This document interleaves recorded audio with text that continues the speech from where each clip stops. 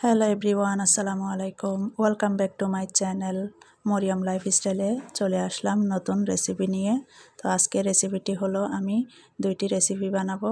তো এখানে হচ্ছে আমি টমেটো নিয়ে নিয়েছি। টমেটোগুলো এখন আমি তেলে ভেজে নিয়েছি কড়াইতে। তো এগুলোকে লাল লাল করে ভেজে নিব।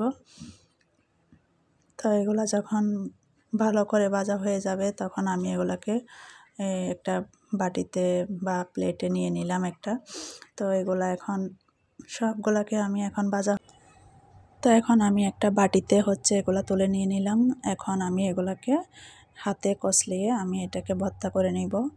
তো এখানে আমি পেঁয়াজ কুচি দিয়ে দিলাম, তারপরে কাঁচামরিচ, এগুলো সব কিছু দিয়ে একটু লবণ দিয়ে এটাকে কষলিয়ে নিব আমি ভালো করে। তো এখন এটা কষলানো হয়ে গেছে, সাথে ধনিয়া পাতা দিয়ে দিছি। এখন আমি এগুলা ভর্তাটা ভালো করে মেখে নিব। তো এখন ভর্তাটা মাখানো হয়ে গেছে, এখন আমি এটাকে পরিবেশন করে নিলাম। তো বন্ধুরা, আমার টমেটো ভর্তাটা আপনাদের কেমন লাগলো একটু কমেন্ট বক্সে জানিয়ে দিন। তো ভর্তাটা হয়ে গেছে, এখন আমি এদিকে প্লেটে ভাত নিয়ে নিছি। তো ভাতের সাথে আমি টমেটো ভর্তাটা নিয়ে নিছি। তো বন্ধুরা, আপনাদের ভালো লাগে, অনেকেরই পছন্দ না এই টমেটোর ভর্তা, আবার অনেকেরই পছন্দ। তো এখানে আমি হচ্ছে একটা পাতিলে বসাই দিয়েছি, পেঁয়াজ কুচি দিয়ে দিলাম, রসুন কুচি, তারপরে তো এদিকে হচ্ছে কাঁচামরিচ, পেঁয়াজ এগুলোকে ভালো করে আমি তেলে ভেজে নিব। তো পেঁয়াজগুলো ভাজা হয়ে গেলে এখানে দিয়ে দিব কালো জিরা। তো কালো জিরা আমার কিন্তু খুব ফেভারিট, সবজির সাথে কালো জিরা দিলে খুব ভালো লাগে। তো পেঁয়াজটা ভাজা হয়ে গেছে, এখন আমি ইসা শুটকি দিয়ে দিছি। ইসা শুটকিটাও আমি তেলের সাথে ভালো করে এটাকে ভেজে নিব। তো এদিকে হচ্ছে আমি ঢেঁড়সগুলো ভালো করে ধুয়ে কুটে নিলাম একটা বলে। তো এটাকে এখন আমি হলুদের গুঁড়া দিয়ে দিচ্ছি এখানে। তারপরে হচ্ছে এখানে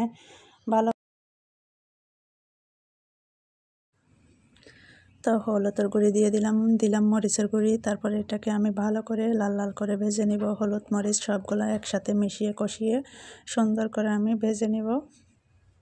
তো এখন আমি ঢেঁড়সগুলো দিয়ে দিলাম, সবগুলো ঢেঁড়স আমি এখানে দিয়ে দিছি। তো এটাকে ভালো করে কষিয়ে নিব, নাড়াচাড়া করে নিব। তো এটাকে আমি ভালো করে 5 মিনিট নাড়াচাড়া করে এখন উপর দিয়ে আমি টমেটো দিয়ে দিব। বেশি দিই নাই, আমার ছেলেমেয়েরা ওরা টমেটো পছন্দ করে না, তাই আমি অর্ধেকটা দিয়েছি। তো টমেটোটা উপর দিয়ে দিলে একটু সুন্দর হয়, রান্নাটাও দেখতে খেতেও সুস্বাদু। তো এখন আমি এটাকে ভালো করে কিছুক্ষণের জন্য নাড়াচাড়া করে কয়েকটা কাঁচামরিচ ফালি করে দিয়ে দিলাম। তারপরে হচ্ছে আমি ভালো করে নাড়াচাড়া করে নিলাম। নাড়াচাড়া করার পর আমি এখন গরম পানি দিয়ে দিছি। এটাকে হালকা করে, বেশি পানি দিব না, আমি মাখা মাখা ঝোল রাখবো এটাতে। তো দেখুন বন্ধুরা, আমার ঢেঁড়স ভাজিটা অনেকটাই হয়ে আসছে। তো আমি তেমন ভালো রান্না পারি না, আমার বয়সটার মধ্যে যদি কোনো ভুল ত্রুটি হয়ে থাকে আপনারা আমাকে ক্ষমার দৃষ্টিতে তাকাবেন বন্ধুরা। তো এখন রান্নার শেষে এখন আমি ধনিয়া পাতা দিয়ে দিছি। তো এটাকে ধনিয়া পাতা দিয়ে ভালো করে এটাকে তো এখন ধনিয়া পাতা দিয়ে এটাকে আমি এখন একটা বাটিতে নিয়ে নিলাম, সবগুলা পরিবেশন করে নেওয়ার জন্য একটা প্লেটে নিয়ে নিছি সবগুলাকে। তো বন্ধুরা, আমার এই রেসিপিটি আপনাদের কাছে কেমন লাগলো? রান্নাটা তেমনও আমি ভালো করে রান্না করতে পারি না এখনও আপনাদের মতো। যদি আমার ভিডিওটি ভালো লেগে থাকে তাহলে আমার পাশে থাকবেন সব সময়, আর কোনো ভুল ত্রুটি হলে ক্ষমার দৃষ্টিতে তাকাবেন। আল্লাহ হাফেজ।